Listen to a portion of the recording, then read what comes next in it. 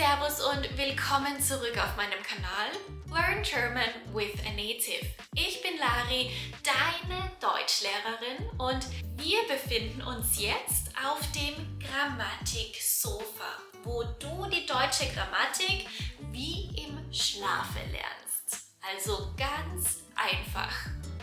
In diesem Video geht es um das unregelmäßige Verb haben. Das Verb haben gehört zu den unregelmäßigen Verben, weil es den Verbstamm verändert.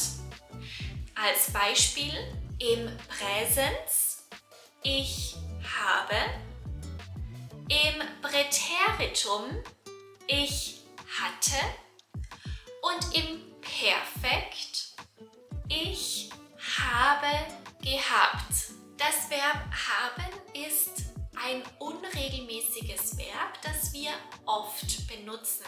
To have. Zudem gehört das Verb haben neben dem Verb sein zu den Hilfsverben. Man braucht das Verb haben, um zum Beispiel das Perfekt bilden zu können. Lass uns das Verb haben gemeinsam konjugieren. Los geht's! Ich habe. Du hast. Er, sie, es hat. Wir haben. Ihr habt. Und sie haben. Nun ein Beispiel. Ich habe Deutschunterricht. Du hast Deutschunterricht. Und jetzt du.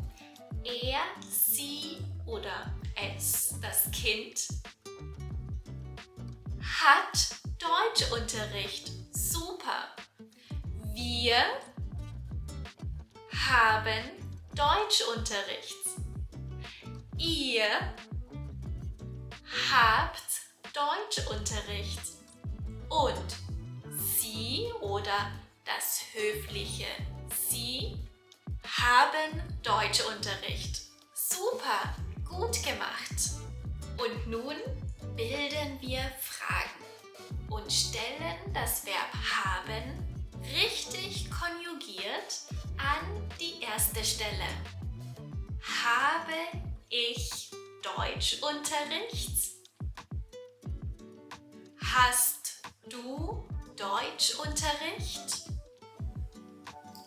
Hat er, sie oder es, das Kind, Deutschunterricht?